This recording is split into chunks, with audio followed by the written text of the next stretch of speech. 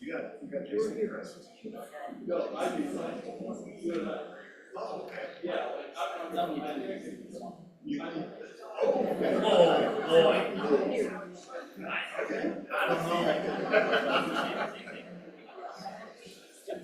Yeah.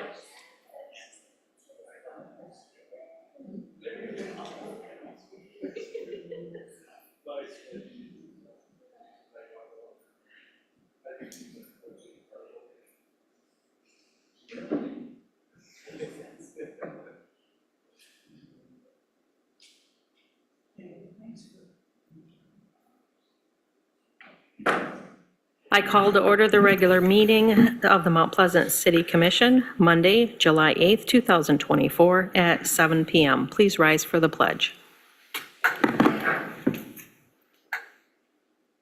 I pledge allegiance to the flag of the United States of America and to the republic for which it stands, one nation, under God, indivisible, with liberty and justice for all. The Mount Pleasant City Commission recognizes the Anishinaabe, whose ancestral lands the city stands upon today. We acknowledge the Saginaw Chippewa Indian Tribe and recognize that the three bands of Ojibwe, Saginaw, Black River, and Swan Creek, have resided on this land for over 200 years. Our acknowledgement of the full history of the tribe and our commitment to be good stewards of these ancestral lands are an expression of gratitude and appreciation to those ancestors who came before us. We give thanks to the generous care with which the Anishinaabe and those members of the Saginaw Chippewa Indian Tribe of Michigan have given and continue to give to this land and our community. Clerk, please take the roll. Commissioner Bush? Here. Commissioner Chapman? Here. Commissioner Ike? Here. Commissioner Rollins? Here.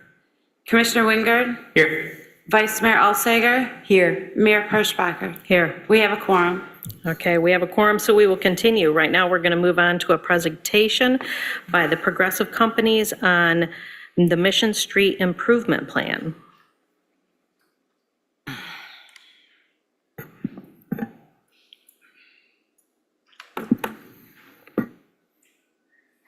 It's going to take me a minute to turn on the computer. I'm pretty sure I had it on this afternoon, but maybe we're saving energy this way.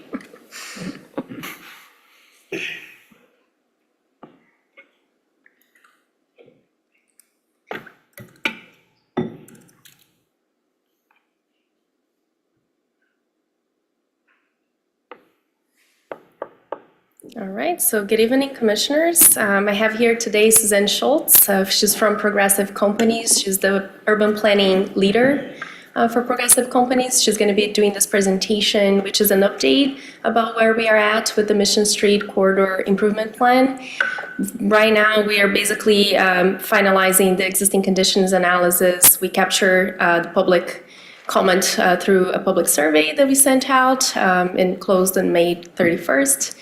So this will be a result of that. And then at the end, you can ask any questions that you may have, either for myself or for Suzanne. All right, thank you so much. Thank you. Thanks, Bitmilla.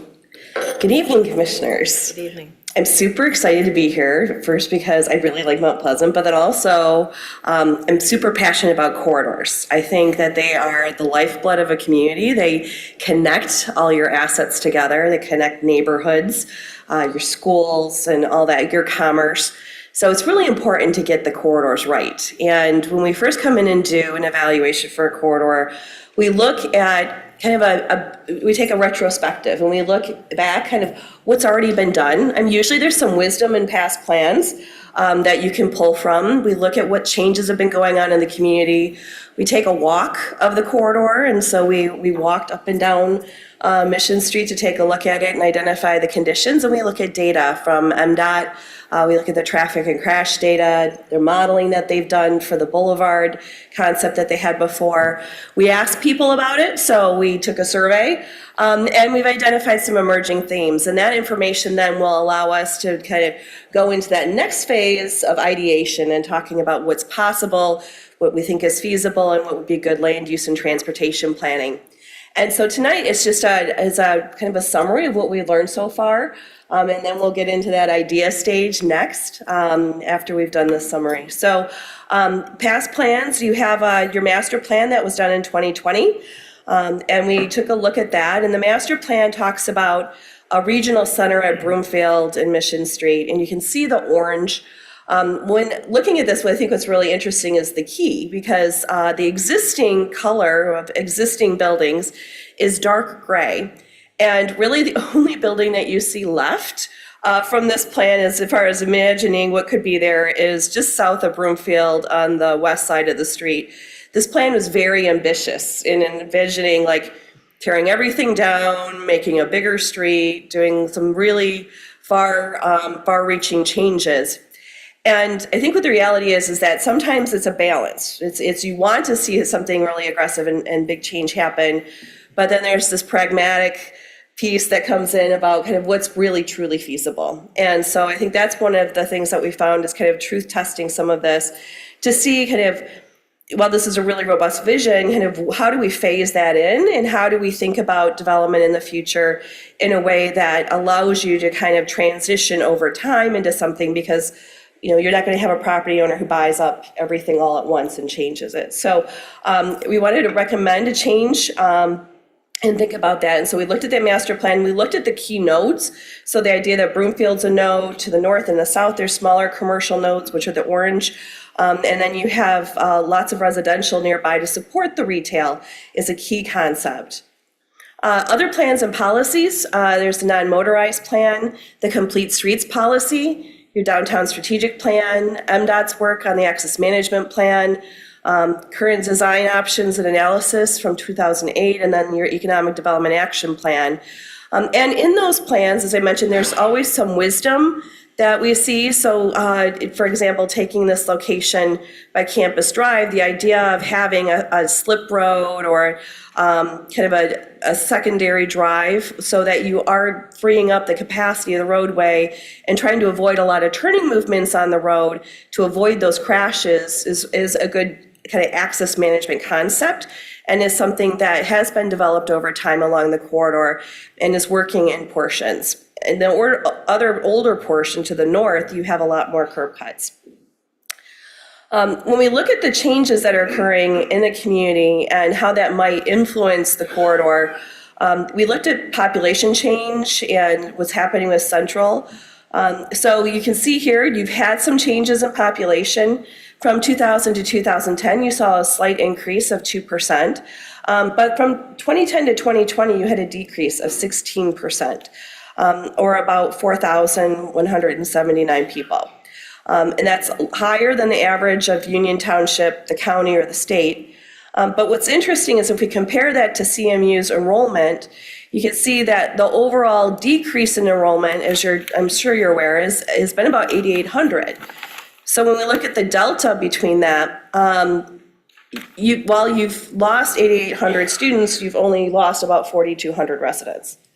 So that's a really interesting, so like what are those 4,000 people doing that you've picked up? Because if they're not students and they're living here, what does that mean? So it's an interesting question. And what are those demographics? So you're picking up more people of kind of the 30 to 44 years, the kind of the family age, people looking for housing. So you're able to kind of fill in that gap. And then also early retirees. Is where you're starting to pick up some people. So you've lost that 4,000 of the younger people, but you're picking up either people who have stayed here as there's been changes in their aging out of the college system, or they're moving here because they're able to find employment and they're able to find affordable housing. When we look at income distribution, one of the challenges with census data, when we look at it, is that students are considered part of the households if they're living in the community. So it kind of oftentimes shows a disproportionate high number of people with incomes of less than 20,000 because you have that student population. But if we took out about 1,000 non-family group quarters households out of that number, you're actually doing quite well. Compared to the county or compared to others, that you're still on the low end. There's a big demand. You have households that have typically, they make $60,000 or less. for the annual income, but it's not as much of a, people say, well, we can't afford this, or we're a low-income community. You're doing well. And if we take this, and it was really great because the students have been involved in this, and it's been a really good partnership with CMU. And looking at median household income, if they extracted the student numbers out of that, the projected number is actual income in Mount Pleasant is $61,500, not $41,500. So you're more in line with the state average. So that's good news. It kind of changes the way you look at it with a difference of $20,000 for a household income. As far as employment, and this is where we kind of thought it was really interesting. We were looking at the population numbers and then how the employment numbers worked. In total, there were 6,756 workers who live in Mount Pleasant, and you have almost 14,300 jobs. And so what that means is that you have an in-migration of over 12,000 people coming to work into Mount Pleasant every day. People who live and work here, about 2,166. And then you have just about 4,500 people who live in the city but go to work elsewhere. So you have a good in-migration. It really identifies you as a regional center where people are coming into the community to work. And most of that employment, as you could guess, is in schools and in healthcare. So those are your two biggest sectors. I think also, though, what's interesting with this, if you look at communities the size of Mount Pleasant, and you look where the major employers are, this is very typical, where you'll see healthcare and schools. What's also a little scary about it is you look at the enrollment for Central, right, and that's changing, and healthcare is changing too. And so how do you think about how do you build your resiliency up, your financial resiliency, so you've got enough money in your general operating fund to support downtimes, so that, that you've done a lot of placemaking and community building, so people who can choose where they want to live in Mount Pleasant. What are those actions that you can take to strengthen your economy so that you're not heavily reliant upon those two sectors, because they are in a dynamic change right now. There's lots of things going on with them. For housing, we crossed out missing at the top of this, because when we talk about missing middle housing, that's been a big thing at the state level. They've talked about providing a difference of housing choices across the state. Many communities have just single-family homes, or they have big apartment complexes.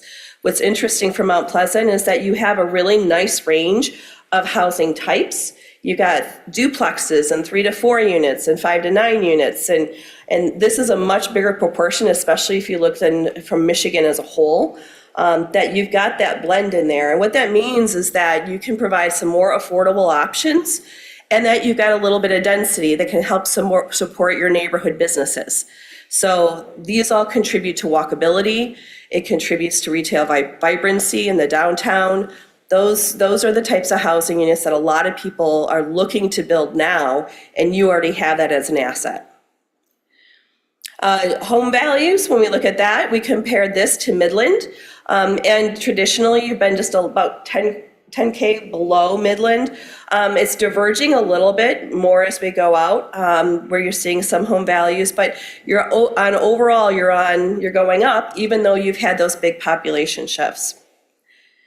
And vacancy has been a big change, is even since, like, if you look at the 2012 numbers and you now look at 2022 numbers, so over a decade, we had COVID in there, right? So you had that big spike where everybody moved home for a while and campus was closed. But you can also see that vacancy rates now are almost lower than 2012. So you've kind of leveled back out. So it'll be interesting to see when they update the projection numbers until the new census, kind of how that levels out, or if it continues to decline as far as the number of vacant units that you have in the city. And at the same time, rent has been increasing. So you had this gap, but then now you're seeing rents increase. And even though that rate, and that's probably low for now, you're seeing other increases as everyone. Other pieces of data when we look at the corridor, we did a walking audit and walked through and invited people to take a look. We included law enforcement, persons from the disability community, and we asked people, we divided them up to the northern section and the southern section to take their audit using the AARP street safety and appeal checklist.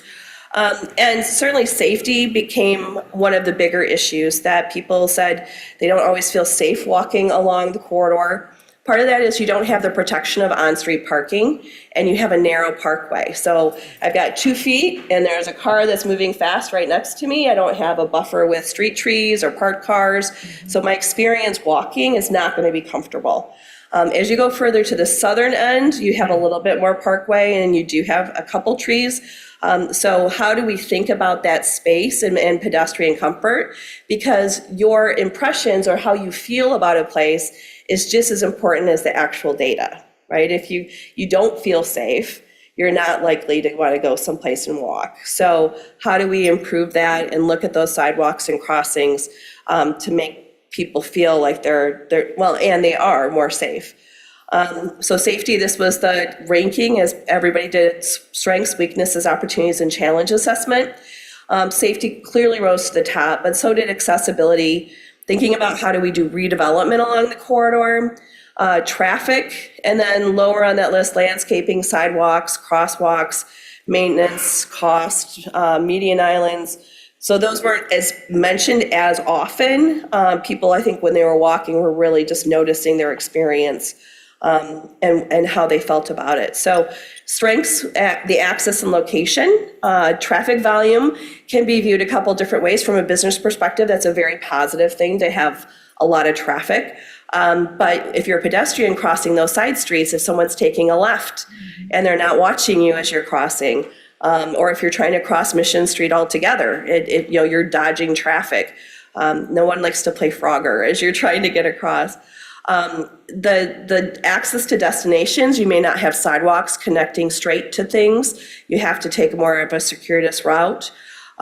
This idea of, that you do have a diversity of businesses, and that has been a business-friendly environment. But then all of those businesses each have their own driveways. So that's where that logic from those past plans comes in about access management. Other opportunities that were identified, kind of similar, just reframed a different way, but enhanced landscaping and improved lighting came up as improved opportunities, as did the use of technology. Challenges, balancing traffic flow with safety, the physical constraints of the right-of-way was mentioned, the cost to retrofit, and then other challenges we heard from people. There were some business owners that were present. They mentioned the zoning was an issue. Kind of what are those solutions based on, I think, past experience that you've had. Physical conditions, this is a great picture, I think that kind of captures some of it, where you see the sidewalk ending and then it's asphalt and the car is parked over where the sidewalk should be, right? So it is a little confusing for people, and especially if you have mobility issues or sight impairments, this can be a very challenging stretch to know where exactly you're supposed to be. So the comments that we received for general comments were sidewalks in the northern portion of the corridor are more pleasant and less interrupted than in the southern portion. Accessibility for wheelchairs, strollers, and people with mobility impairments is a challenge. New development has been able to incorporate those components better than some of the older development when you didn't have certain regulations in place. So the regulations you've put in place have been working. We just want to go through and reevaluate them to make sure that they're working as well as they can be. You do have business investment. You have some vacancies, but you also have some good spots. It's not all blight up and down the corridor, which is really good news. But lots of opportunities to add landscaping. The right-of-way here is variable, and I think that's one of the challenges that you had in past plans, is kind of what do? You have over 100 feet of right-of-way in some locations and 83 feet in other locations. So the one on the top is Bluegrass Road to Preston Street. You have over 100 feet available, and then Preston Street to Pickard is 83 feet. So you don't have a lot of room, and you can see in some of those kind of how you don't have a lot of buffering for the pedestrians. When we looked at traffic data, your your volume of cars has gone down substantially. So you're down 10,400 cars. I'm gonna get a drink of water quick, just hang on.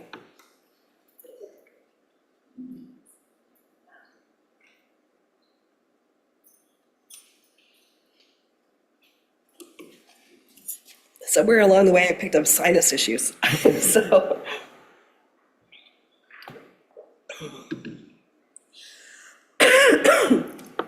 All right, thank you, sorry. So you used to have 35,000 cars along the corridor, and now you have 21,000. And that has stayed pretty consistent. And actually that, from a national perspective and Michigan perspective, this has happened all over Michigan. So in the United States, now that people are commuting from, they can work at home, or their commute patterns have changed in different ways, or they're living in different places than they did before. So a lot of major corridors now are seeing this trend where you don't have as many cars as you did before. What this does provide you then is the opportunity to look at intersections, to look at how the volumes work, the turning movements, and then the capacity of the road to see if there's more improvements that you can be made.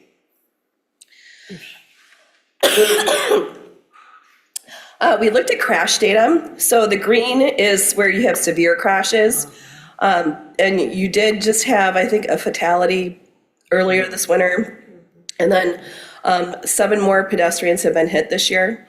It's my understanding along the corridor. And when we think about the severity of crashes, we really want to understand travel speed, because it's physics, right? The faster the car goes, the more severe the injury. And so that's the real thing that we want to pay attention to. And you can see that you have some pretty severe crashes to the south. You have a couple too by Broadway, but kind of a cluster around Broomfield. And the speed limits are different from the north to the south. You're like 35, 40 to the north, 45 to the south. And so that changes a lot. That's a whole big part of the discussion, both with MDOT, because they have different rules for streets that are 35 miles per hour versus 45 miles per hour, and what you're allowed to do with even planting trees. We look at those crashes and what types of crashes and the frequency of them to really try to understand what we need to do to change the geometrics to make it a safer street. When we look at those vulnerable road users, the pedestrians and the bicyclists, you don't have that many that are involved in crashes generally, but when the crashes have occurred, the severity has been, they've carried a big brunt of that. So 2% of crashes along Mission Street have been pedestrian and bicyclists, but 33% of crashes that resulted in a severe injury involved a pedestrian or bicyclist.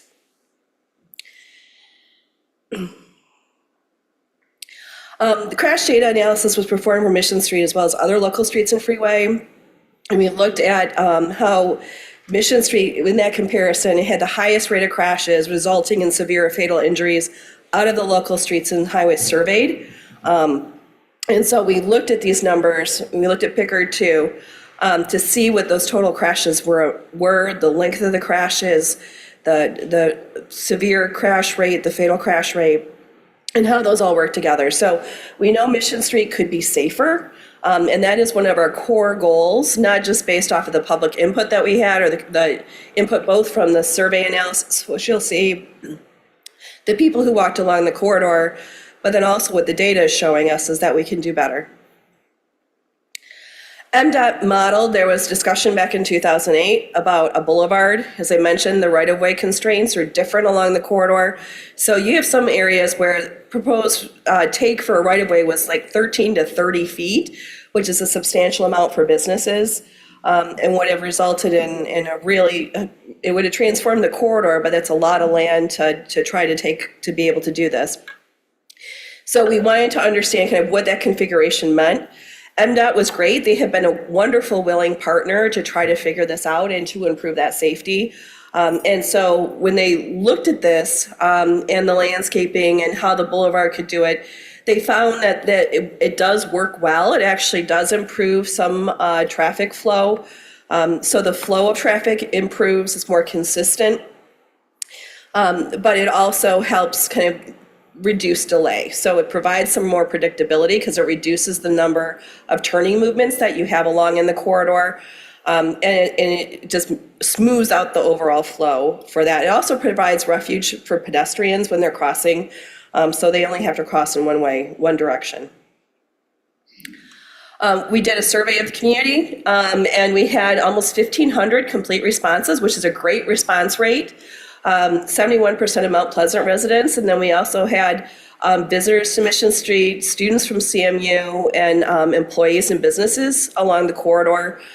So it's a really great response rate. We're thrilled with that. Manuela did a great job pushing that, getting people to take the survey, so we really, really appreciate it. We asked people what kind of mode they use. Of course, most people said car, but you had a good proportion, 20% over, just a little over 20% that said they walk. And then people do bike or scooter along there, a couple ride the bus, some motorcycle. We asked what they would like to take if they could. And so biking kind of shoots up more than it did. That was probably the biggest increase, but so did transit. So people are interested in other modes. It's just trying to envision themselves using it along the corridor in a different way if they felt more safe. We asked them how they, what's their response about that. And so you had almost 50% say they're very unsatisfied with getting into or out of destinations along Mission, compared to 28.9% that were very satisfied or satisfied. 40% feel unsafe when traversing Mission Street on the roadway compared to with 36% that feel safe. So you kind of have this, yeah, I do, no, I don't. So it's kind of in between, but nobody's like over enthusiastic one way or the other. And then feeling unsafe walking was higher than feeling safe. We asked them to do the one word, how would you describe Mission Street? And so we heard busy, chaotic, fast, frustrating, slow. Some people said good. Difficult, businesses. They mentioned businesses, which is good. What is one word you'd use to describe your ideal future? And you can see the difference with saying walkable, attractive, safe being the most frequent word. So the bigger the word, the more emphasis people put on it. Accessible, pleasant, convenient. And so the overall themes from our analysis is that safety is a top concern.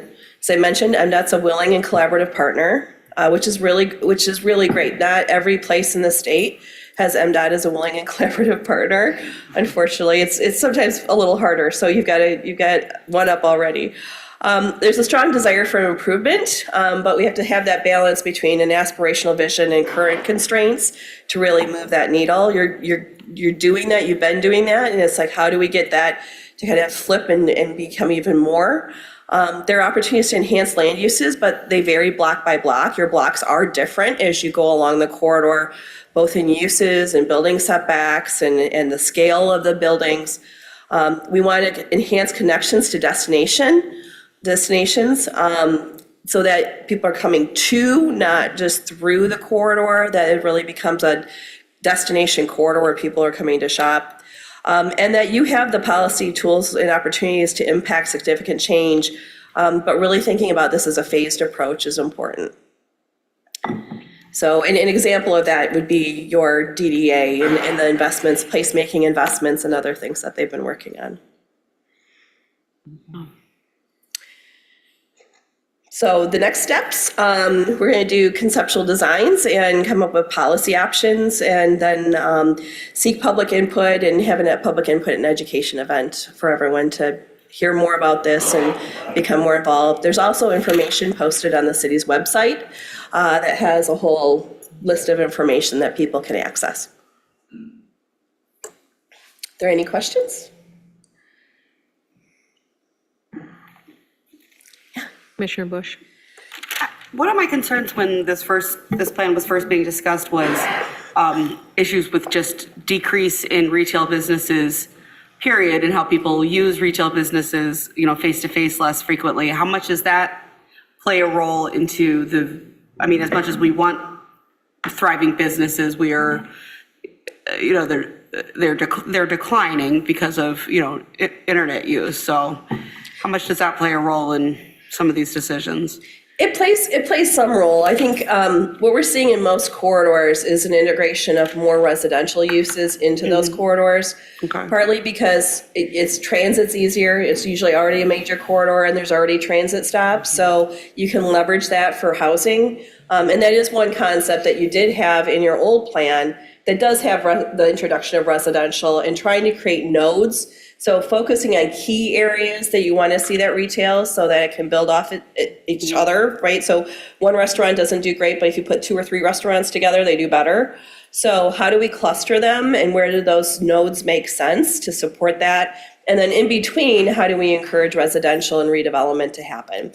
Or maybe there's just a little bit of retail, but it's not a significant amount, and we can allow more residential on the ground floor. Like kind of what's happening next door. Yeah. And just in if Mission Street's safer in general, residential will seem more appealing. Yep. And what's nice about that, now with the state of Michigan, they've changed, they're offering a lot of economic incentives for housing development. So it is an opportunity to use some of those tools in the toolbox to be able to leverage that. But it goes back to, but it's also weighing some of the financial resiliency I mentioned for the city and thinking about what those tax incentives mean for you and kind of what's that balance from a policy perspective that you need to consider as a city commission. Thank you. Commissioner Wingard. Yeah, you had mentioned, I believe the number was about 12,118 people work in Mount Pleasant, but they don't necessarily live in the city. Could I just get your insights as, did any data get collected as to where they're coming from specifically, or like how far out do you think they are? I don't know if that's really the purview of what you're looking at, but I was just kind of curious. I don't have that answer. I can try to find that out for you, though. I don't know, Manuela, do you know? Did you guys look at that? No? We can try to find that out for you. Okay, gotcha. The other thing, and I don't, like, I come at this from curiosity. During my time on the commission, I've heard a lot of mixed reactions from city staff working with MDOTs. It can, from my understanding, it's often been, it can be contentious at times.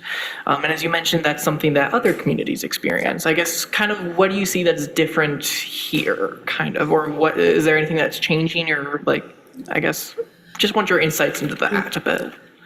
So so working with MDOT, there's a balance. I mean, the fact that staff is willing to explore other options for the road is a real plus. There are staff in other places where like, well, we're just going to maintain what we have.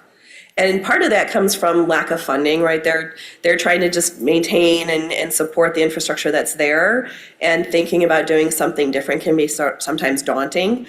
And so to have them be open-minded about it is exciting. The challenge comes into the actual implementation and saying, well, we'd like a 10-foot turn lane and 11-foot travel lanes instead of 12-foot lanes because I want to pick up 5 feet so I can have a bigger parkway and I can plant trees. And so they'll say, well, this is the standard or this is not. So it's threading the needle with the conversation, understanding the change that's rapidly happening in traffic engineering today and in road design to make safer streets. And so there's a lot of dialogue, there's a lot of kind of rethinking about what these design standards mean, because the outcomes, frankly, have not been good.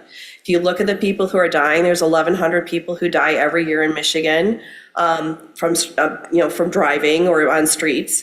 And nationwide, it's 40,000 people. And if we had anything else where we had 40,000 people dying every year in this country, you'd go, well, we have to do something about that.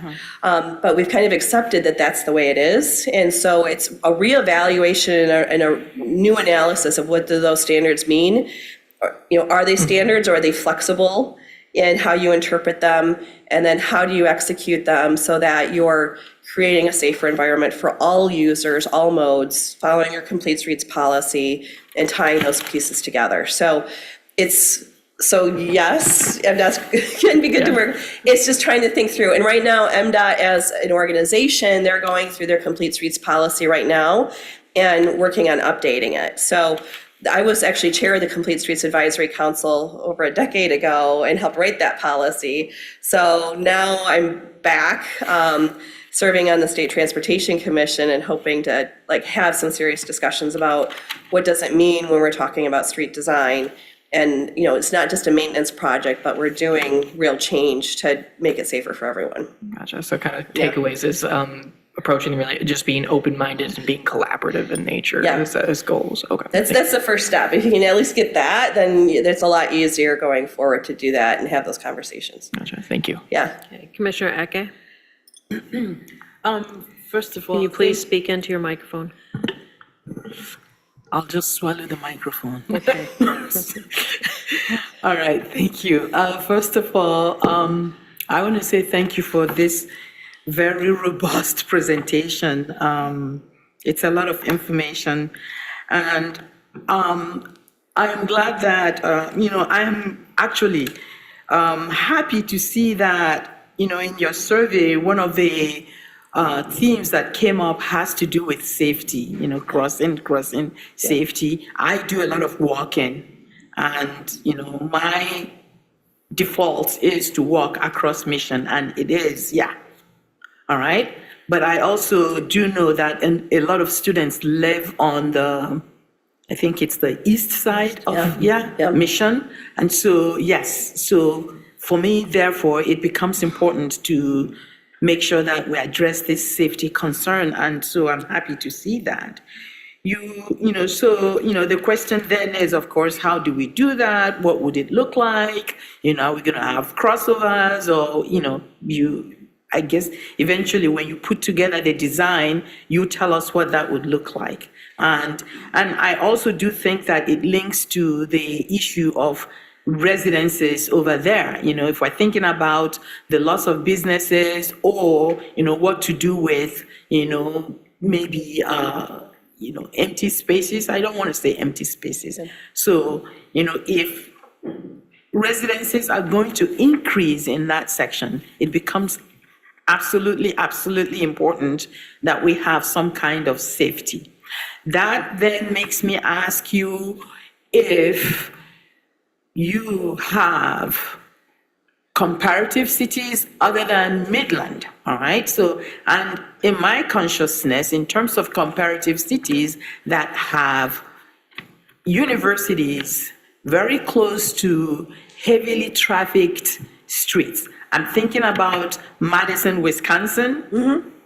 I'm thinking about Bloomington, Indiana, okay, the campus, and downtown Bloomington. Yep. I'm thinking about East Lansing, Michigan State, and downtown, Grand River, and, So I'm thinking about those cities, because those cities are in my head, because I know them, right? Yeah. So, but you did talk about Midland.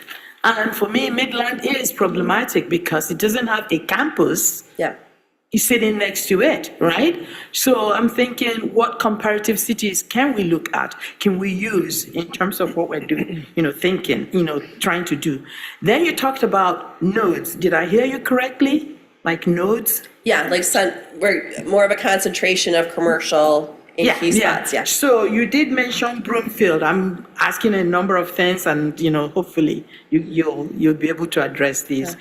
So you talked about Broomfield as one of those nodes. Are there other areas, and how many nodes are you thinking about, within the context of this redesign of Mission? So what are the other nodic places, right? Or nodal places. Yes.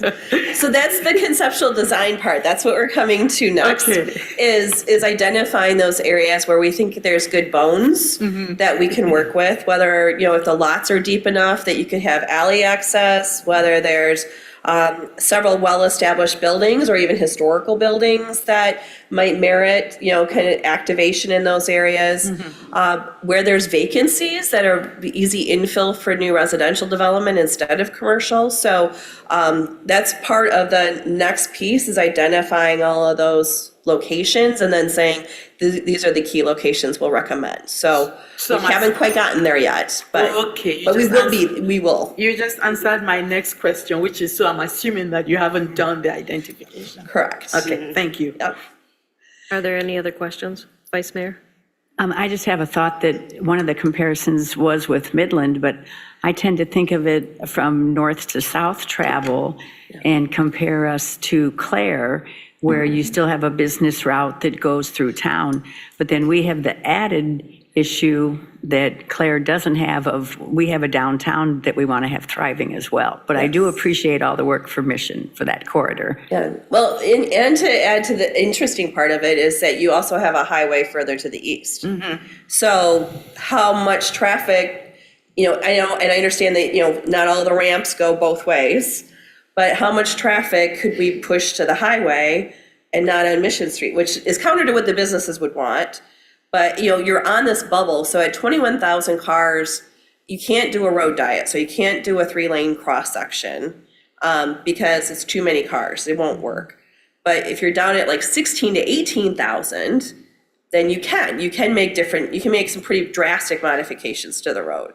So that's one of those crazy, as we talk about crazy ideas, like what is really feasible.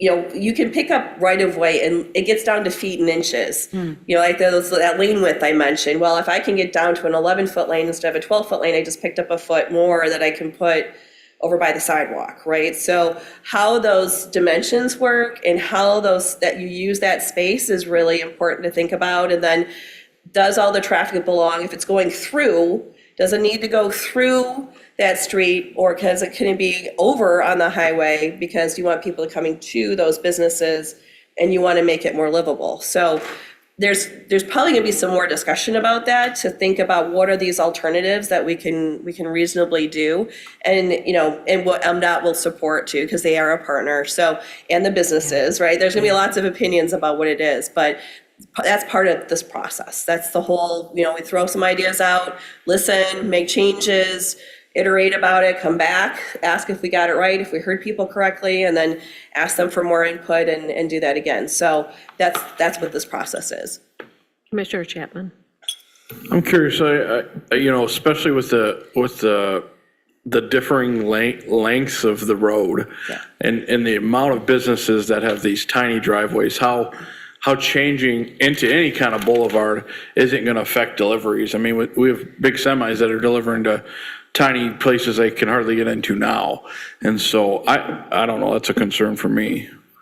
Yeah, if we can do shared access across, so if there's one really great driveway and they're willing to give shared access to the adjacent property, so you can cross multiple properties without being in Mission Street, that would be the ideal situation. That's one of the access management suggestions that's been in past plans.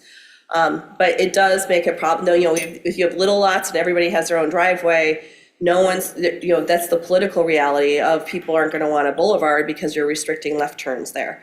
So how do we think about that? Where does it make sense? And that's also part of that evaluation with the land use components, because if you're able to get a lot of redevelopment to happen and do mixed use, usually it's going to be bigger footprint than the buildings you have there today, especially if you're doing residential. So if you're doing a 60-unit residential building along Mission Street, they're going to take up more frontage, and that provides you with, there's no access points. It reduces the access points and provides more opportunity for a boulevard. So when we talk about phasing, it could be, today we recommend this and this, but as this redevelops here and here, then you could put in a new boulevard cross-section because you've taken out those access points, because you've gotten some redevelopment. So that's what we want to do, is kind of identify how do we phase that in, understanding and trying to respect and support the businesses that are there, but then also thinking about we need to transition to do something differently, because we know over time these corridors don't stay healthy. They don't age very well because they're trying to do too many things at once. They're trying to serve all this heavy through traffic, and they're trying to make it a destination where people are shopping, and you kind of get this mixed up. Sure. If you're familiar with Eric Carle, Mixed Up Chameleon, that book, it's like it wants to be everything and it just doesn't work. So that's the problem with these roads when we look at these corridors. Commissioner Ege. Okay, so at some point you talked about the declining vacancy in terms of housing, but you also said, as vacancy is declining, that rent is increasing. So do you have data in terms of, the percentage of increase, because my students do talk about the increase in rent in Mount Pleasant. Do you have any data? Well, we have the data, there's a Michigan dashboard, we can get you that too. There's a Michigan dashboard that might have more current information. The data we had here was the 2022, but we know that it's increasing everywhere. I mean, it's a matter of, Percentages? in this one, it said the highest rent was about 860, but I think it's probably more than that now. Okay. One other question, you talked about Campus Drive, and you used a description or a phrase, you said something about a slip road. Yep. So, if you were giving me that as an essay, I will say to you, unpack it, explain, what is it? I have no idea what a slip road looks like. Yeah. Okay. So it's kind of the idea that I mentioned, so you're eliminating some of the drives, but you have easements that connects the properties, but not on the main road. So Okay. it's like a front alley, for lack of a better word, right? So Okay, instead of a rear alley, it's like a front alley. That helps. Yeah, Thank you. yeah. Are there any other questions? Thank you so much for all your work. We appreciate it. Thank you for having me. Thank you.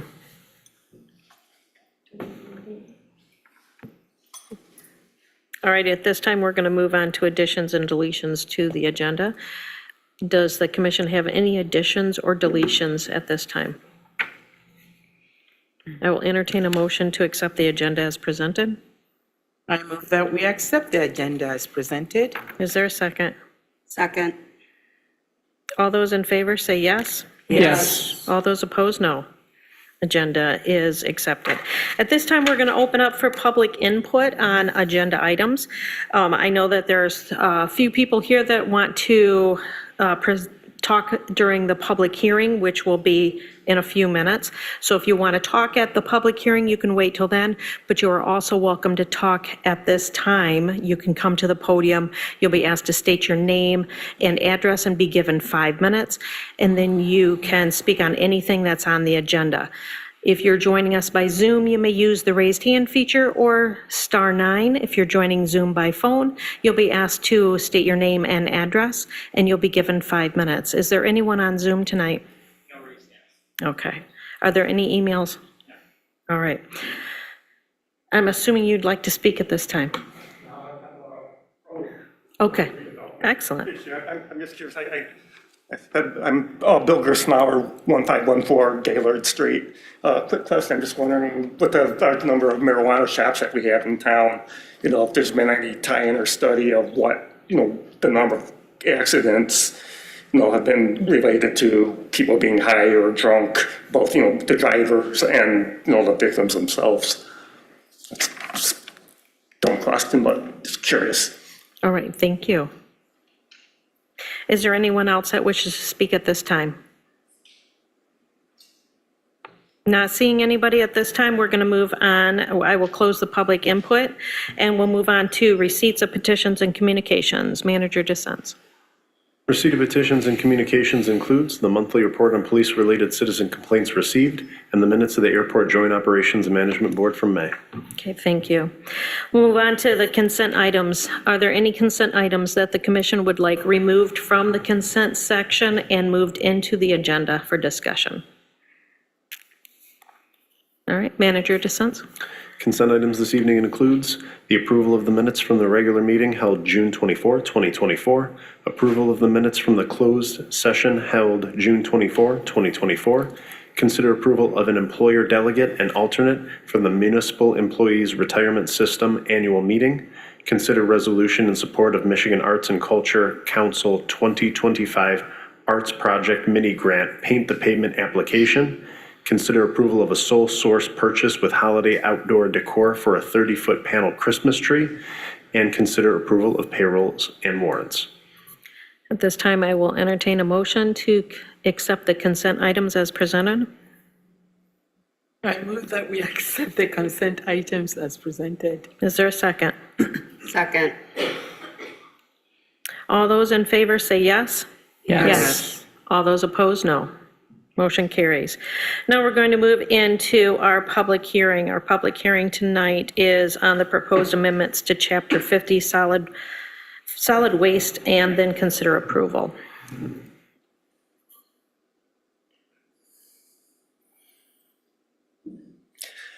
Good evening, Commissioners. I've got another short presentation, basically a reiteration of my last presentation, just to go over some of the key points of the changes we're looking at.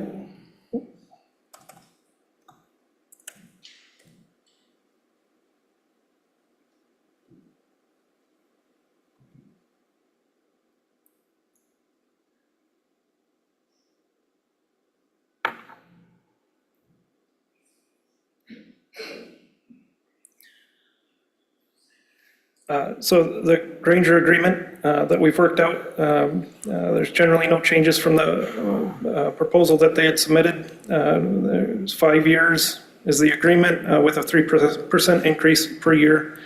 Billing and customer service handled by Granger. 96-gallon weekly cart service at $9.76 per month. 96-gallon biweekly recycling is $3.16.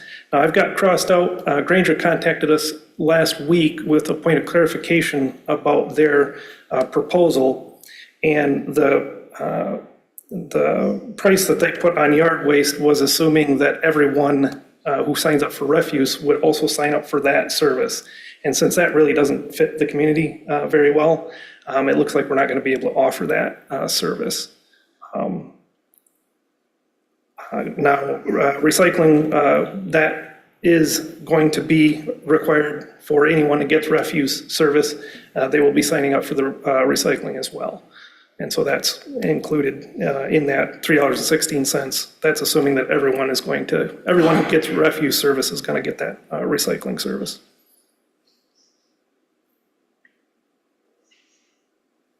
The ordinance changes, which is really what the hearing's about. Eliminates the bag tag program. Eligible properties for this service remains the same, essentially with residential properties of 3 units or less. This eliminates the recycling fee on the water bill. It still requires that recyclables be removed from the refuse stream. It just no longer requires any sorting really beyond that point. If approved, we will work together over the next several weeks with Granger to work up a transition plan. Residents will need to sign up directly with Granger. They offer either online or over the phone signups. Granger will make a concerted effort to keep the routes the same. Refuse pickup weekly again, and recycling picked up bi-weekly. Carts will need to be delivered before the end of the current contract, which ends at the end of the year. And that's all I had. Okay, thank you. Are there any questions or clarifications? Yes. I think I brought this point up at your previous presentation. Would Granger offer a collection of any large recyclable garbage cans? Because they'll be switching to the standardized carts, and so with the cans that people previously used would become obsolete? Yeah, I'm not sure if it'll be Granger that offers that or if we'll do that through the street department, but it looks like that is a possibility. We've spoken with the MRF, and they are capable of taking that type of material. Normally that's not the case, but because it would be such a large quantity, they can make a bale of that, so. Yes. And also, just to clarify, the expectation would be that if the trash tag system were to continue, like if they were to apply for a new contract, the rates would increase based from what they are currently at, correct? That would be my guess. Last time we bid that out officially was 2018, so you can imagine that pricing has gone up since then. No. Yes. What is the current rate on trash tags and bags? Could you remind me?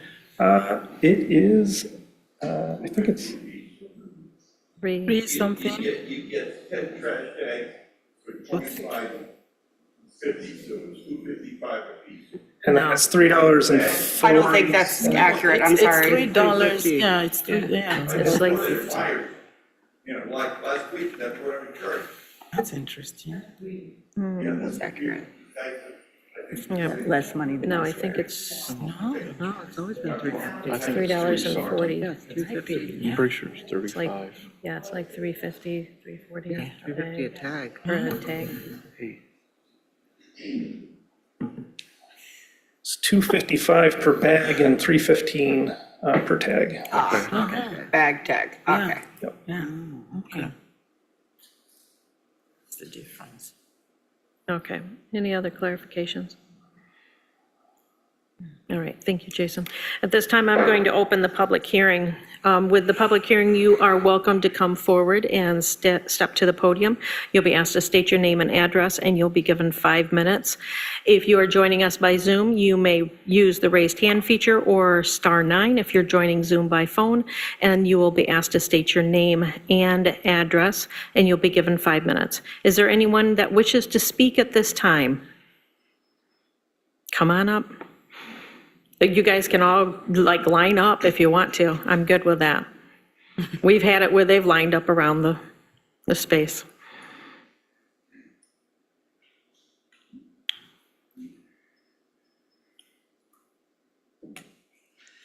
My name is Martha Smith, and I live at 1001 East Gaylord Street. And I wish to speak to a variety of concerns that I have. And I also wish to speak in favor of the tag bag system. The cost increase that would be for me, I use probably one green bag every 3 or 4 weeks. One green bag. I put out my bin probably every other week. Both I put out when they are full and when I can lift them. I have a cart in my garage that I bought at Home Depot, and it will keep the bin and the bag. And when I go to take them to the street, I can walk out to the street using the handle on the cart as my cane. When I leave my green bag, that's the end of it. When I leave the bin, I have to go back for it, of course. When I were to use a can, I would have no thing to hang on as I come back from the street to the house because I've left the can in the street. So I would have no support to come back. I would have no support to go get the can when it's time to bring it back. I am minimally handicapped, but I am having some problems. So the cost is not significant for me because I do one bag every 3 or 4 weeks. The real issue for me is the size of the can and keeping it clean. 65-gallon can and a 95-gallon can is a large can. I can't clean it, so it's also going to be potentially a dirty can. If it becomes, or to keep it from being a dirty can, I'm going to have to buy a liner of some sort equal to the 65 or 95 gallon.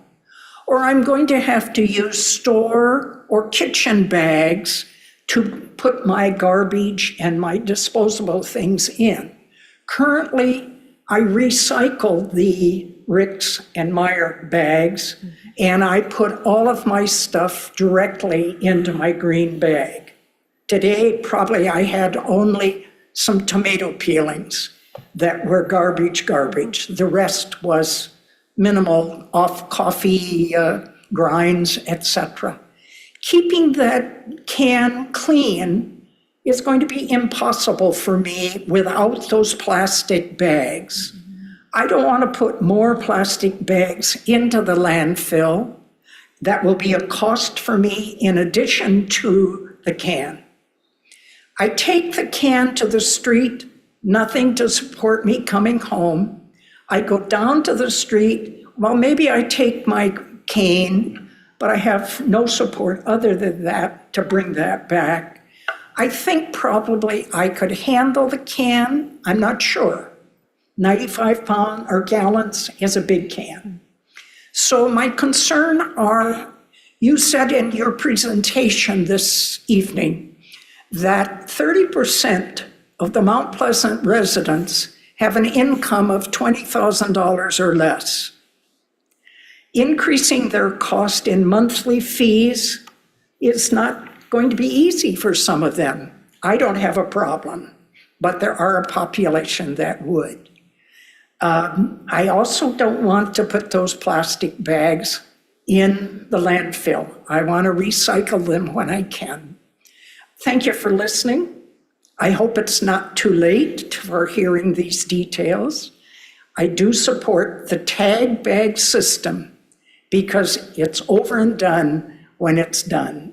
I'm concerned now, having heard this presentation, over the recycling bin. I don't know how I'm going to get that recycling bin with its contents into the street. Now I can put my bin on my little cart and roll it down my drive and roll the cart back to the garage and store things for the rest until I have a full bag or bin. Thank you for listening. Thank you. Is there anyone else that wishes to speak at this time? My name is Ivalou Myers, and I live at 1204 Bruce Street, which is on the west side. I also support the tag and bags. I've lived in Isabella County for over 40 years. I've done recycling, so by reducing my trash and recycling more, I agree with the lady, I have smaller amounts of garbage. The last time I had garbage pickup with a tag was May 28th. About the only thing I have is going to have Kleenexes or the little plastic things in your envelopes. There's not much that isn't recyclable.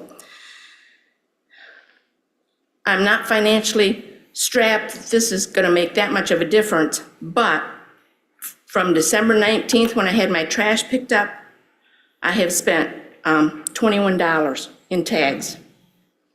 It's going to cost me $8.78 plus the cost of postage to mail that bill every month for a small bag, just like that lady says, just a little small bag put in a container that I agree with her. It's more than likely going to be picked up in my alley. Then I'm going to have to lug that large container to the alley, open the gate, and set it out. Whereas before in the wintertime, I'd go 3 months without taking my garbage out. If I do that under this new system, I'm going to be paying for garbage that's not going to be picked up because it's a monthly fee. It's the same way with recycling. I think it's a large container to put recycling in, to also try to get it to the curb or the alley, especially in the snow. And with the recycling and the garbage pickup, it's going to be an increase of 150% for me in one household. I realize we have families, and I see them in my alley. They put out 5 and 6 bags a week, and I realize that's an expense for them at $3 a bag. But because they choose not to reduce their garbage and not recycle, they're paying for that. So it might cost them $15 a week. But if they reduced what goes in that bag, it would probably cost them half. I do reduce because I agree with the lady. I don't want to put the plastic bags in our system. So I try to conserve as much as I can and recycle as much as I can. I can afford the increase, but I don't like the fact that I feel like I'm being penalized because I'm not using a lot of trash. Those people that do use a lot of trash, they're paying for it. So they need to reduce and recycle more. Thank you very much. Thank you.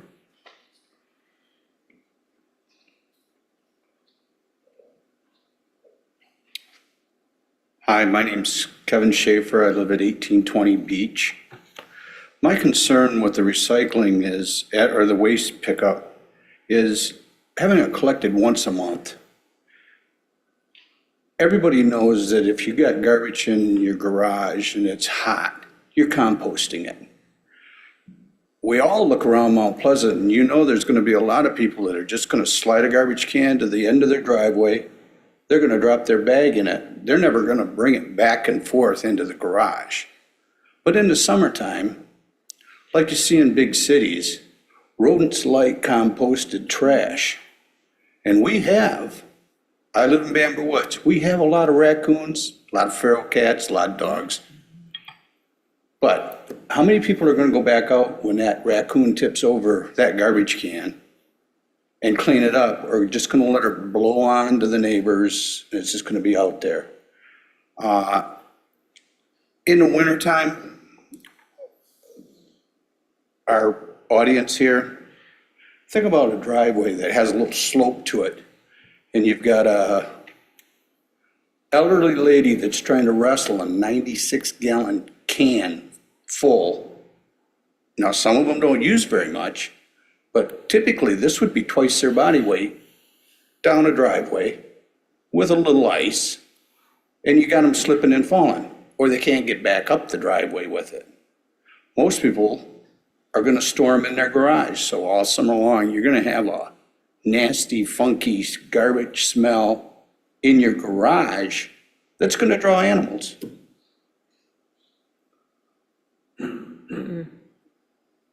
Continue, sir. So my concern is the once a month. If we could shorten the term up to where it was like maybe every 2 weeks, and I understand we're trying to save money, and that's great, because a lot of people need some money to be saved.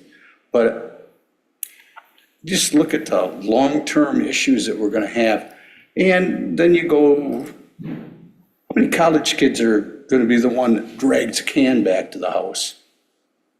City is gonna be there, the police are gonna be there, the fire department's gonna be there telling them they're getting tickets and all the things that are crazy. It's just gonna put a burden on everybody for going to once a month trash. And then you gotta have an issue. That's a big garbage can. 96 gallons is a big garbage can. A lot of people don't have the place where they wanna store that, or they're gonna store it outside, and it'll be froze down in the winter when you go to drag it down in January because you had an ice storm. It's just my opinion. I can make anything work. I just think that there's some shortfalls to this garbage collection going that long between pickups. Thank you. Thank you. We need to correct that misinterpretation. Hi, my name is Norma Bailey. I reside at 222 East Andre here in Mount Pleasant. Mine will be short and sweet. My first response when I saw this was very personal, as it is for all of us. In other words, how will it affect me? And what it affects me is it doubles my costs, but no better service than I've had before. I'm a person who uses very little garbage and very little recycling. Right now, I pay $5.70 a month at most, because I have a 32-gallon garbage can, which I can handle readily. That takes my garbage for a month, 5 weeks, and I use the tags, the red tag system. And I am very willing to pay the $2.50 per month that's charged to everybody as we try and encourage recycling in this community. Just going for the first year, which would be this next year, my cost would rise to $11.94, $8.78 for the garbage, which I don't need 96, I don't need 65, I barely need 32. And the $3.16 that I'd be paying for recycling, which I'm only paying $2.50 for now, and it's a 3% increase every single year built in. So it would even increase my cost. Reality, I can afford that. I'm much more concerned when I actually stopped and said, how does this affect me personally? I began to think of a larger view. And that larger view is, because recycling is not required under this plan, there will be a good number of people who aren't going to pay $3.16 plus the increase to recycle. That means they're going to just dump everything into the 96-gallon bin or the $65-gallon bin. And yet this community prides itself in its environmental efforts. You just sent out a survey on climate for us, asking about our environment. So it really goes against all my values about if this community wants to work on environmental issues, we should be encouraging recycling. We don't do that when we change it and make it an optional cost that a good number of people are not going to want to pay. It's so much easier just to throw everything into one bin, because it does take time to sort out the plastic, the paper, et cetera. So my suggestion, or at least my thought would be, I would encourage you all to either vote no tonight, if this has to be voted on tonight, or at least defer the decision until these other options are looked into, because a lot of us really value the bag and tag, because we're trying to be very, very conscious in this community of doing environmental work. Thank you. Thank you.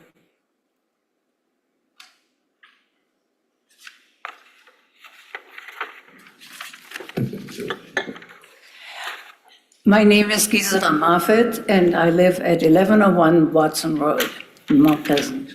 Have lived there since '65. So, I am a Tony, and a lot of my arguments have already been stated, but I think I want to do it again. First of all, I want to thank you here to the city commissioners for making plans early before the current contract with Republic expires and providing us for an opportunity for public input. I'm worried here that our excellent recycling program that we have right now is in jeopardy if the Granger plan is implemented as is. And 4 points here. The first is, yes, the bins are too large. I'm 5 feet, and I can do that, but we do not need a big bin like that, you know. And as they said already, we use a lot less waste in a week. That doesn't have to be picked up every week, but the monthly fee is the same, unless, you know, you have the bags, you know, as we have right now. And then for both waste collection and recycling, people are required to opt in online. Many people do not have access to computers or don't know how to follow the instructions. Not very easy to do. And others who are familiar dread the frustration and extra time it takes to fill out the needed forms. And customer service is no help in most cases. Trust me, I have lots of experience calling customer services, especially when they're out of town and or they have an accent. Very difficult. There's also, number 3, there's also a separate fee for biweekly recyclables pickup, which is higher than the current fee, you know, which is hidden in the water bill. And so, like Norma, I do not see any incentives. If you can make some incentives to recycle, people will throw everything in the large bins, as it is cheaper and takes a lot less time. And all that will be dumped in landfills.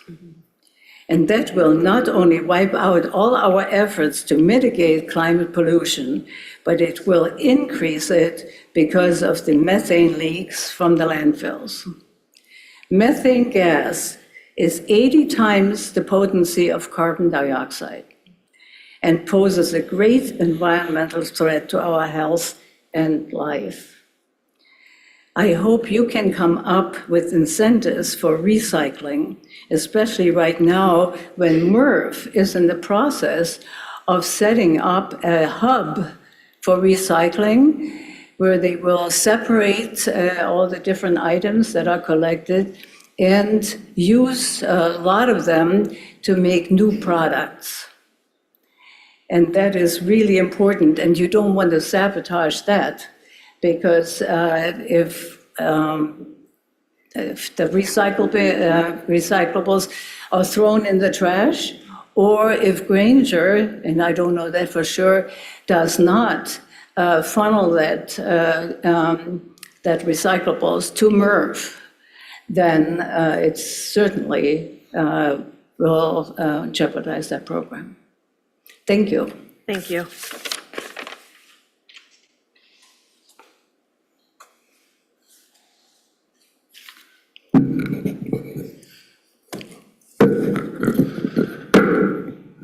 I'll preface this by saying if there were some changes that I haven't seen yet, that's why I didn't know about it.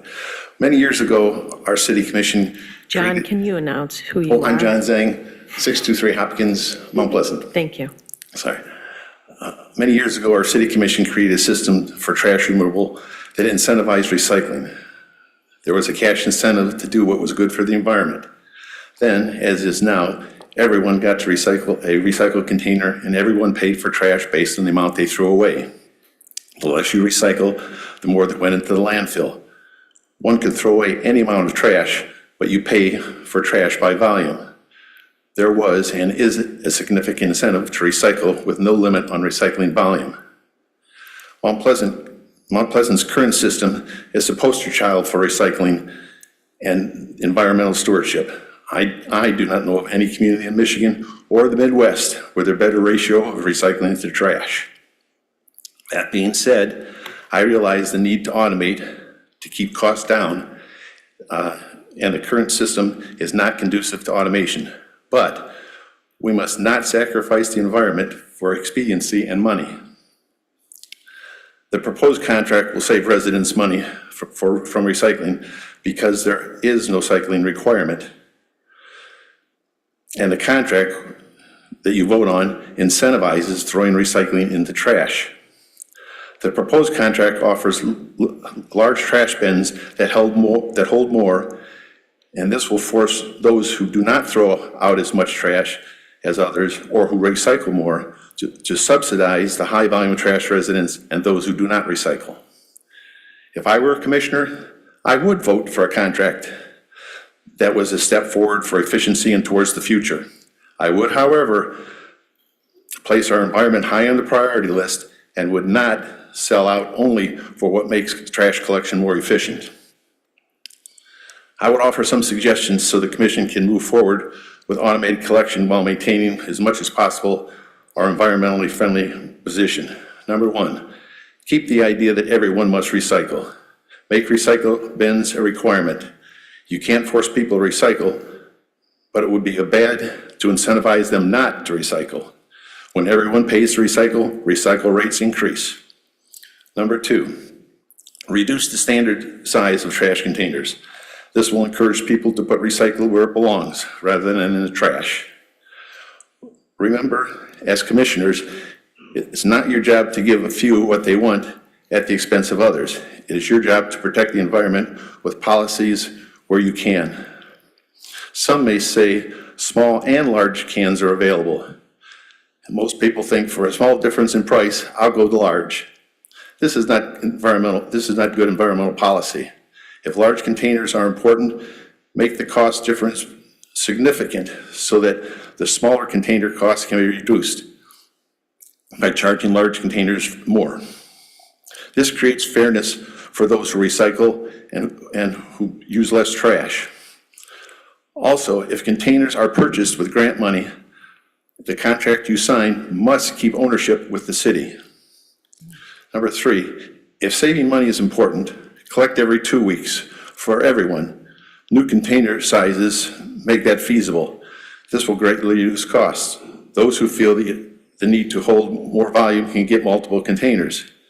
Every other week collection will be more equitable because small users will not be paying for partially filled containers every week. Remember, for many, one container, even the smaller containers, could last a month or more. The proposed small containers are twice as big as the current limit. If you invite large volumes of trash, that is what you get. This is bad for the environment. Every other week, collection encourages recycling because the incentive is not to fill trash bins.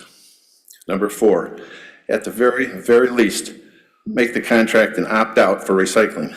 The current opt-in means no one gets recycling. unless you go through a procedure just to be allowed to recycle.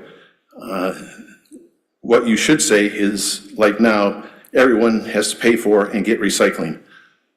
Mr. Moore might have corrected something by saying that under the current revision, that everybody will get initial recycling. I don't know that, but the one I saw was the other way. Number 5, have a clause in the contract that allows the city at least some oversight with the ability to cancel the contract if it becomes clear that service is terrible. The proposed contract allows residents to cancel service with the contractor if they do not like the service. This forces residents to live with a substandard service or pay a grossly increased cost. Finally, the city recently asked for input from residents about the climate survey. Few issues will have a bigger impact on the environment than recycling. The contract before you is important. It should be more than just who can pick up the big containers the cheapest. I ask for you to do the right thing. Thank you.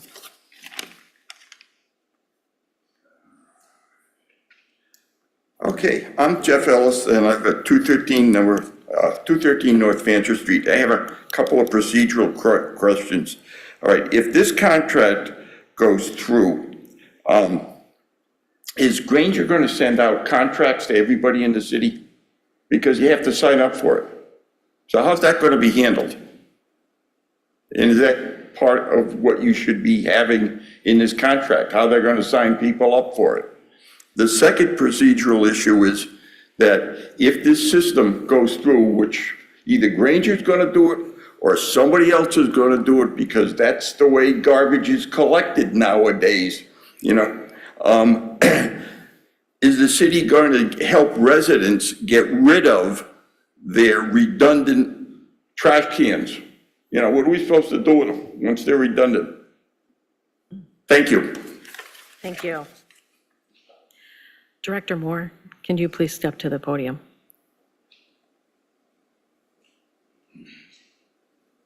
I'm going to ask for some clarification. Yep. My understanding is that the refuge is picked up weekly, Correct, and we have 2 sizes of cans. correct. Yeah, okay. And my understanding is recycling is picked up bi-weekly. That means twice a month. Correct, And we have a can just for recycling. yes. 90 And there is no opting out. No, the pricing that's been given is assuming that anyone who signs up for refuse is going to get the recycling service as well. Okay, Yep. so if you sign up for the refuse service, the trash pickup, you also get a recycling bin, and you'll be paying for that as well, for use. Okay. Yes. I do believe we talked about the used cans that we use now, that we would figure out a program to pick those up, and because the MRF said that they could take those, possibly. Yes, we'll have to work out the details of that Yeah. process, whether that's you take them to a central location or if we pick them up or how that works, I suppose. But it looks like we've got some reasonably good options for that. Okay. And correct me if I'm wrong, but I believe that Granger is going to try to work with the MRF with Yes. the recycling. Yes, the MRF is going to try to take our single stream recycling. They're currently doing that for some other communities, and so they think they'll be able to handle that As well. Directly from the city. So, yeah, I don't think there's any guarantees there, but we do have in the agreement with Granger that if the local MRF is capable of taking that material, then it has to go there. It has to go there, okay. And my understanding is that everyone signs up on their own. This is no longer going to be in the city's responsibility to sign up, but we're going to try to help as many people as possible when it comes to signing up, like education and things of that sort. Correct. Certainly, we probably will take some phone calls at our office and help direct people. There may be, again, this will be part of the transition process, but it could be that we can take, some rudimentary information and pass that along to Granger and have them, contact that resident directly. But we'll help that process along as much as we can. Okay. And I have one question for you before I open up the floor to the commission. My understanding is that whenever there has been a program where recycling and refuge services have been brought together and you cannot opt out of one or the other, recycling has actually increased in the community. That seems to be. That's some of the data that I have seen. Correct. It seems to be that when you make recycling more accessible and more convenient, obviously you're going to get more folks utilizing it. Okay. Our percentages are not great as they stand. We're at about 18-19%, so by volume. And so when you compare that to other folks, it's not necessarily great. It's not the best we could do. And this program might actually increase it to maybe double or more. Well, yeah, hopefully. Yeah. Increase Okay. it anyway, yeah. All right. Thank you. Commissioner Chapman. Well, I think as we've listened to many different people share, I think you just answered a lot of the questions that were just not quite clear about the once a month. I know we had talked about, there was some discussion about some animals, getting into trash because they would sit there once a month, but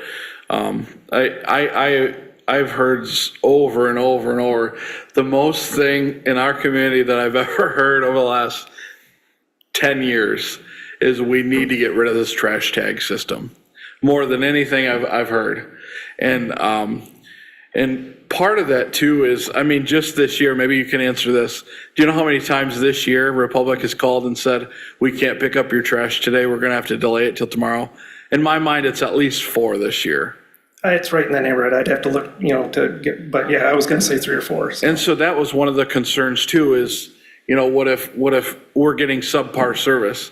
And in my mind, from the complaints that I've heard, we're there. I've gotten more complaints about Republic spending the time to fill out that thing and putting it on because the trash is over that much on the bin instead of just taking it.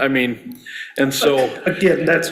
I understand part that's of our our ordinance. fault. Yeah. Right. So I hate to blame Republic completely. I understand that, Yep. Okay. but Republic is the one doing it, and so Yep. that's what people complain about, right? Yep. Yep. And so, I think the recycling, my hope is that recycling would go up as well, because right now, it's not easy to recycle, especially if it's going to a single stream system, where I got one barrel, I can put everything in. People are more apt to just say, well, good, I don't have to sort it by, all these different kinds of things. I can put all my recycling in one bin and they'll just take that.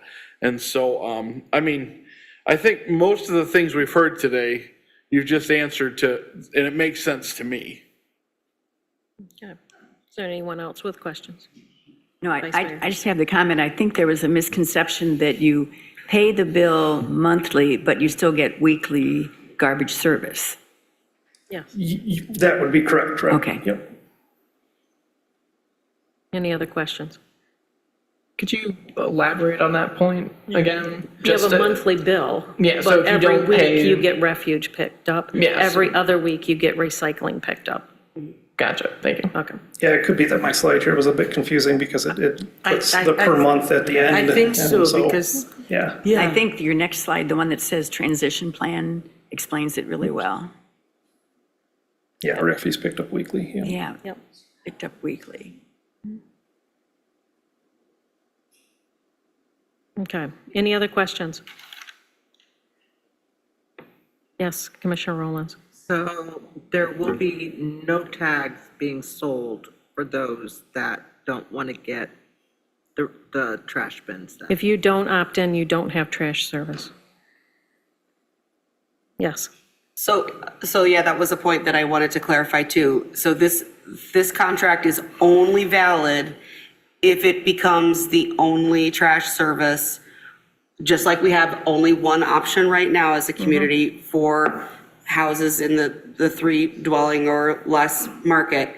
But there is nothing stopping people from sharing a trash bin with a neighbor and perhaps saving even more money, and also recycling and getting to know their neighbors and helping each other out. My in-laws in Traverse City have done that for years. They share garbage with their next door neighbor. And I've lived in communities where These carts, I know they're large, but they are, they do keep things tidier when the recycling is exposed to the elements. Like if it rains overnight and you have your recycling out, it's pretty much wrecked. And so my understanding is we're expecting higher recovery rates with this new system. I thought I remembered hearing like a 30 and a 50%. Yeah, there's different numbers out there. Yeah. So the folks that, Granger indicated that folks that were in an opt-in program in other communities our size, that they still had 30 to 40, or I think it was, I forget the number now. It was upwards of 50% anyway, that signed up for it anyway. Now, that's just folks that are signing up. And so usually when we look at these numbers, we look at it on a volume basis. So how much actually got recycled from the waste stream, so. Commissioner Ake.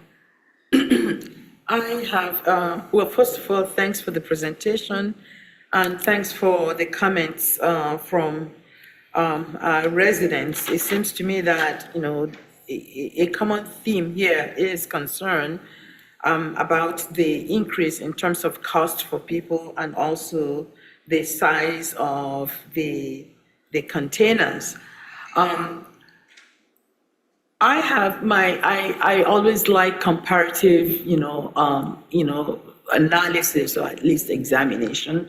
So if we say hypothetically, are going to sign this contract with Granger, where else have they, what other communities around us are they serving? What information do we have in terms of, their services within these particular communities? So I'm interested in that because that gives us a sense of what we're looking at, how successful, how efficient have they been? And since both of you are there, I'm going to ask the other question, which has to do, I'm hearing concerns about the recycling aspect, since now we don't have to sort things. I'm one of those people who really sorts. I mean, I shred my newspapers. I shred my papers. I'm careful about that. So if I were over there right now, I would be sounding like my colleagues and, neighbors over there. So since we're not going to be doing that with this particular contract, and there is the assumption that they would have to work with, MRF, right? Mm-hmm. Is there any guarantee that they will work with MRF, or that things will be sorted out as we expect? Because I really, I don't see any, guarantee here. I'm just simply asking because I want clarity.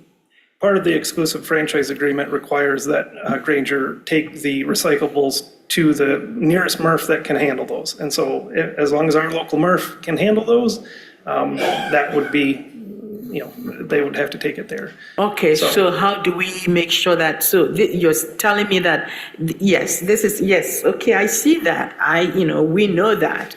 So what I'm thinking again is, has to do with the question of accountability. Sure. Okay, how do you make sure that that happens? Do we have the right of saying, if you don't do it, we do have the right to walk away? I mean, they'd be in breach of agreement at that point. Is there language, will there be language? Because, I want to see the language. I'm just being careful here so that we don't come back 20 years of, 2 years from now, sorry, not 20 years, a year from now saying, wait a minute, this language it's not in this contract. The city attorney has reviewed the agreement, so all right. We should be good there. I'll let representative from Granger speak to their other customers and that sort of thing. Okay, cool. Please. Good evening, Commissioners. My name is Scott Truman. I'm the Director of Sales and Market Development with Granger Waste Services.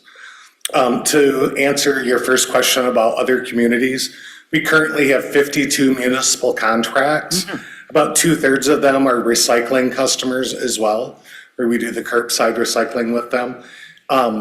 I can say on our highest for percentages of communities that recycle, Marshall is one that stands out at about 54%. Alma and St. Louis, I'm really guessing, so I shouldn't, but they have a nice percentage. It's well over 18%. Incidentally, we are currently taking our single stream recycling to the Isabella MRF. So Okay. from Alma and St. Louis. Okay, good. So our concerns with the MRF right now are more about the capacity for them to be able to manage the recycling from the city. You currently have a weekly recycling program in the 18-gallon bin. So you'll be going to a 96-gallon cart, which does have wheels, that does have a place for leverage to move it. It moves very well with it. So every resident is going to have to take the recycling with it. They'll literally do more every other week, have more opportunity in the capacity of 96 gallons every other week, as opposed to 72 gallons monthly. So overall, we're gonna more than double that. There'll be over 190 gallons of recycling space available to every resident. So this should increase the opportunity for people to recycle. You commented yourself that you shred your papers, which is admirable. Oh, you don't? I do. You do. I'd better. So frankly, to recycle in a MRF, paper slips through. Everything runs on conveyors and belts, right? And it takes it from individual sections. Whole magazines move to the right spot first to be shredded at a MRF. So by not ripping them up, you increase the odds of that being able to be recycled. So you actually help with that. Okay. All right. Are there any other questions? Commissioner Wayne? Sorry, I make a lot of facial reactions. My colleague's very expressive sometimes, so it Sure. just amuses me. The one question I had, if we had residents mention the fact that they might go 3 months without using trash, for example, which good on them. If that was me, could I decide to just not pay my bill that month, not put out my trash can? Unfortunately, no. Okay. That is, so understand, I mean, technically with the agreement, everybody signed up individually. You could. It would become probably a painful situation. And at some point with it, the times when I've seen that before, it becomes somebody who's trying to take advantage of the situation. So understand that trash and recycling routes are built up around the frequency and the regularity of collections. So if somebody doesn't put their trash out for 3 weeks, we are still going to drive by that address every week because it's part of a route. Part of the low rate that we had bid on this is about having the 100% participation. We are not guaranteed 100% participation because the residents do not have to opt into our service. So this is something that we don't know what the outcome will be. We hope that it'll be a very high participation rate that makes the rate that we provided to the city, which was substantially lower than our competitors. So it was a much more desirable rate for that. We're hoping that we have a high participation rate with it. Thank you. You're welcome. Vice Mayor? Well, tonight was the first time that I heard that the recycling cost will be added on to whichever trash collection amount, container, cart you select, but that's going to be they're going to be tied together. Yes, ma'am. Okay. So that does incentivize it in a way that you're going to get that cart. You are, yes, if you want refuse, recycling comes with it. Commissioner Eke? How long have you provided services to Alma and St. Louis? I believe we are in our 3rd year of a 5-year agreement With Alma? with Alma and St. Louis. They're together. Okay. I can tell you that the provider who had the contract before us was your current provider. And I started working with Alma and St. Louis 2 years prior to that expiration so that we could make this work together between us. They wanted to work with Grainger. I don't want to speak ill of anybody else, but I'm very proud of the work that we've done. I can tell you that so far in 2024, we had 1 weather delay and it was not in this region. It was in West Michigan. My drivers, my supervisors, my managers all carry Class B CDLs. If I have call-ins, if I don't have the right numbers, my supervisors, my drivers get on trucks. We are based out of Lansing, but we have offices in Fowlerville, Jackson, Lansing, Cedar Springs, Alma. We support each other, the different areas. So if we should be short, we provide drivers. We can also provide trucks if we should need to. Yes, ma'am. Oh, sorry, yeah, I could wait. No, you're fine. Well, I also wanted to kind of say out loud again how much safer this sort of collection is in terms of the individuals doing the collection, how much less risk for injury and I mean, which could cause problems for the city, not to mention, employees. Thank you for that. The injuries are our responsibilities, but you're absolutely correct. When we keep drivers in the trucks and we don't get out, it reduces our injury rate substantially. We watch all of OSHA regulations. We monitor our injuries.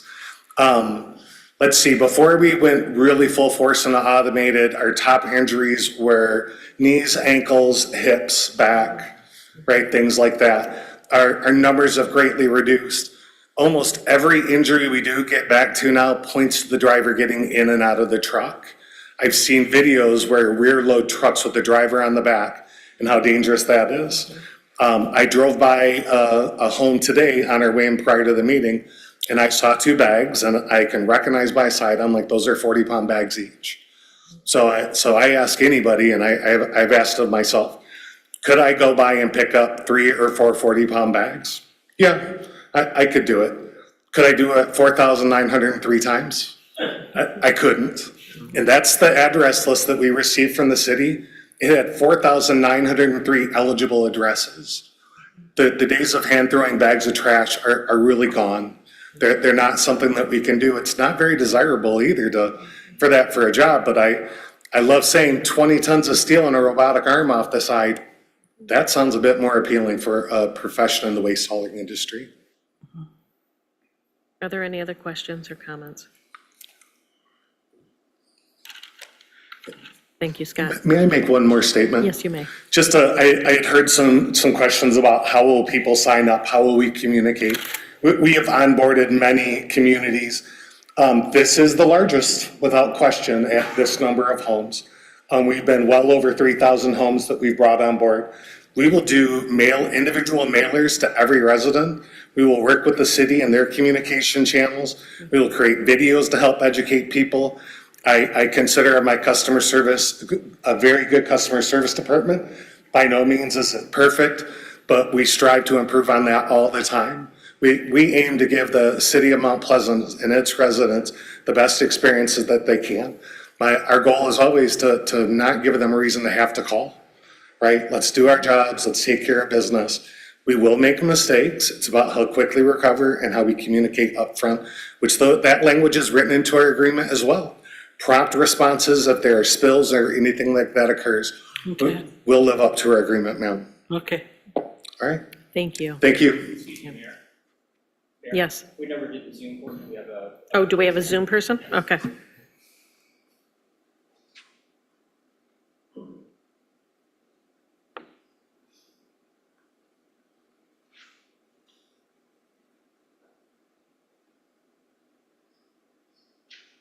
Okay, Ashley, you seem to be muted.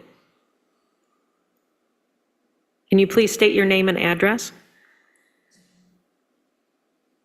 Oh, you're muted again.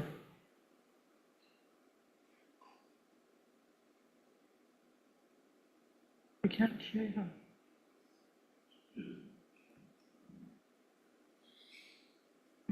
Ashley, we're unable to hear you.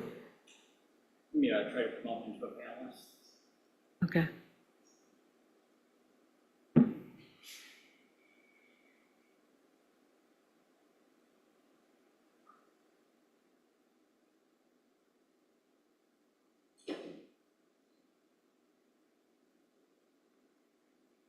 They declined the promotion panels. They Hello? declined. Okay. Here we go.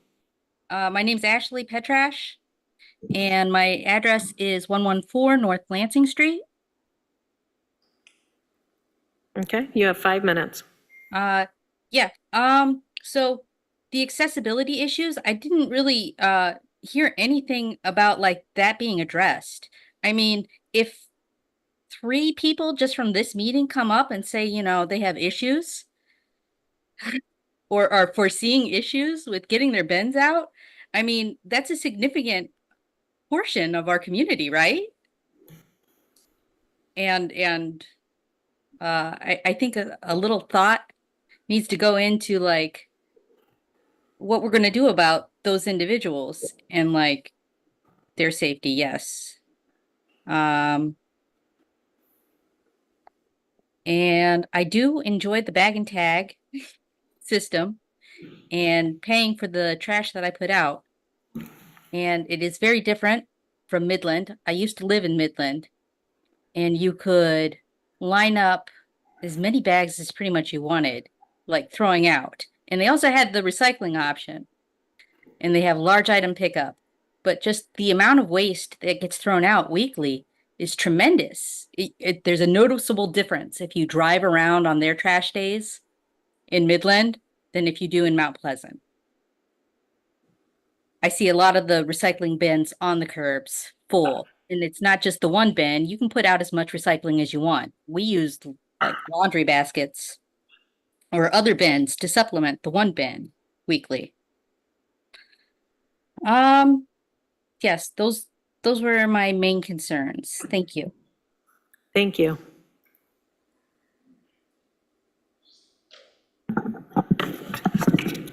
Commission, do we have any other concerns or questions, clarifications needed? Commissioner Wingard. Just a question for Director Moore. Question would be, when we had initially put out bids, did we get feedback from Republic on what it would look like to continue our current service? I can't remember the details of that. No, that was not part of the RFP. The RFP was just to move to a cart-based system. Gotcha, thank you. Yep. Anything else? Okay, I will entertain a motion. I move that we approve the amended ordinance as presented with an effective date of January 1st, 2025. Is there support? Second.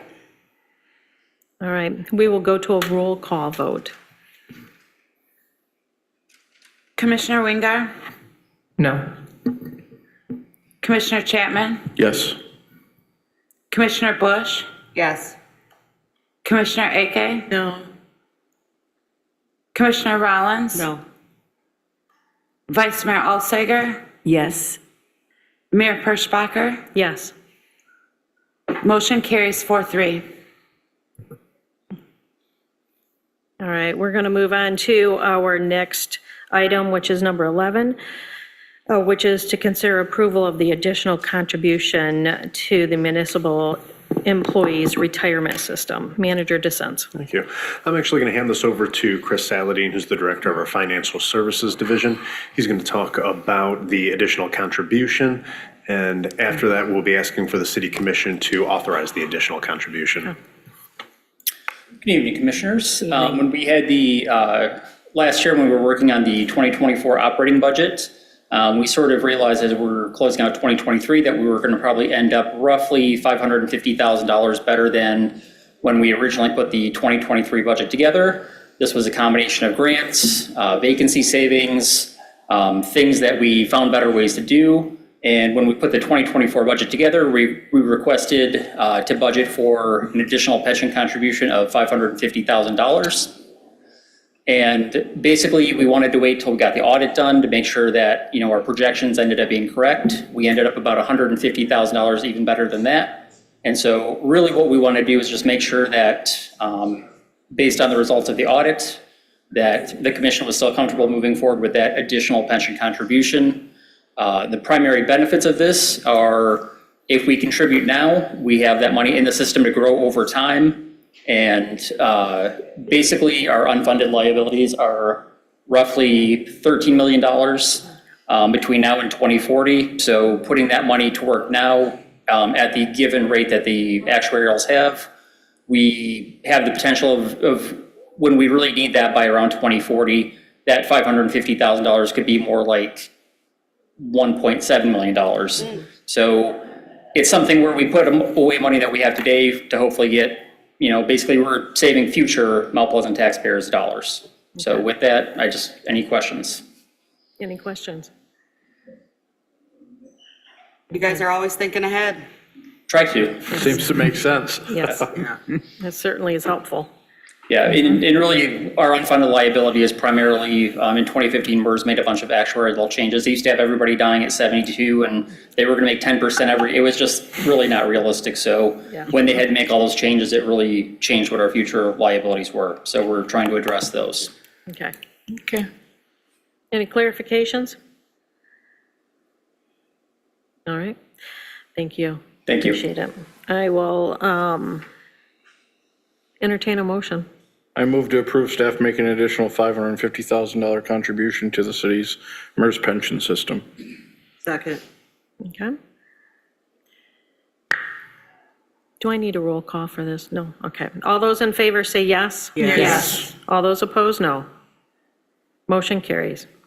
At this time, we will move on to announcements on city-related issues and new business.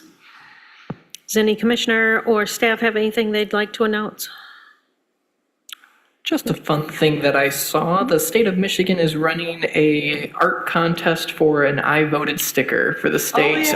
It was done through a couple of different age groups, school programs, as well as open to the public. There's a lot of fun designs out there. I believe you could just find it by searching through the Secretary of State's website. I'm not certain on the specific link or anything. But yeah, I thought that was really cool, and I encourage my fellow commissioners and residents to go out, look, and vote on their favorite I Voted sticker, and I think that's a really cool program. All right. Vice Mayor? The Community Foundation recently gave a nice grant to our Parks and Rec Department, and it's for some additional amenities at Town Center. So it's nice to see that. Nice. Anything else? I know that right now our Youth Academy is happening. That we have, how many students do we have involved in that? 20? All right. If you are ever interested in that, that does happen once a year, and that is something that students are taught, I believe, first aid and CPR. A little first aid. I know a lot of students that have gone to this academy so that they can learn skills that they can use in babysitting, which I think is very good. My granddaughter currently is in the academy, and she's really enjoying it too. Any other comments, questions? There's something else I want to say. So, I was at Max and Emily's today and having lunch, and I can read backwards, which is awesome. So I read on their window that the concert series is coming back. August 5th, August 1st, August 15th, and August 24th. Awesome. The opener will start at 6 o'clock. The headliner will start at 7. And I'm so excited to see that come back because it's been way too long. And we've always enjoyed the concert series that Max and Emily's has put up. So plan your weeks. Those two are Thursdays, and then the Saturday is the last one, and it should be loads of fun. And then I think the Sleepy Dog books, they do like they call it Final Friday, where they're doing that too. So Thursday and Friday, yeah. That's All right. It's wonderful. It'll be great. There's a lot of activities going on downtown. Please make sure that you check out like the Chamber of Commerce calendar, find out what's going on downtown and around the area. There are a lot of great things to happen in Michigan. Any other comments? All right, at this time, I'm going to open up the floor for public comment on agenda and non-agenda items. If anybody wishes to come forward, you may state your name and address, and you'll be given 5 minutes. If you're joining us by Zoom, you may use the raised hand feature or *9 if you're joining Zoom by phone. We will enter you into the meeting, and you'll be asked to state your name and address and be given 5 minutes. John Zhang, 623 Hopkins. You passed that ordinance, and that was good, congratulations. But I'd ask the city commission, with that ordinance, and especially with communications that's gonna go out in the near future, that you decide what's acceptable in terms of, the current ordinance requires that your trash cans get taken off the street. There's a limit to how soon they can be there or not. There's a single trash collection day But there's one area of town that currently uses commercial collection and trash containers. And those containers are in the street 24 hours a day, 7 days a week. Inside of a minute, I can drive you by 50 trash cans that they're there all the time. They're in the right of way, they're in the front yards. I lived in cities that had, and I used these large containers, and I've learned to live with those, but those cities said you gotta put them away, because without that, it sure can drive a neighborhood looks down. That's not one that the recycling people decide on. There's ordinances about that, but as a commission, you need to decide how you're gonna treat those. Some people maybe say they can't take them in and out, so they just leave them in the street or on the curb. But you need to decide what happens, and my suggestion is that they be put away, not just on the other side of the sidewalk, but out of sight. And that's one of those things when you have this kind of a system, you need to decide what you're gonna do with looks.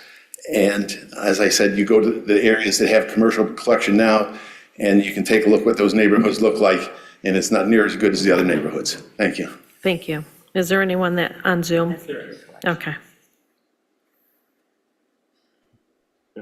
Hello? Yes, Ashley. Hi, this is Ashley Petrash from 114 North Lansing Street. And again, my concern is with accessibility. Like I think you just passed it, 4-3. But Title II of the ADA requires city governments to ensure that all of their programs, services, and activities, when viewed in their entirety, are accessible to people with disabilities. By taking this service offered by the city currently and offloading it to a private company, Granger, where people sign up independently, you're removing that accessibility for people with disabilities to put their trash out. So I don't think it's just like an ethical or a moral issue. I mean, aren't you supposed to legally take in count those things? That's a question. I don't know if you can answer it or not.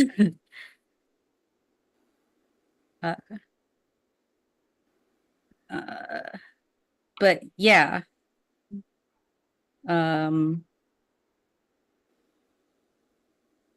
That's my concerns. Again, I think that our city should have a obligation or to think about people of all abilities when changing their services. And that's it. Thank you. Is there anyone else that wishes to speak at this time? Anyone else on Zoom? Okay. I'm going to close the public comment. At this time, we do not have a work session or a closed session, and I will entertain a motion to adjourn. I move to adjourn. I'll second. All those in favor say yes? Yes. Yes. All those opposed, no. We are adjourned at 8:56.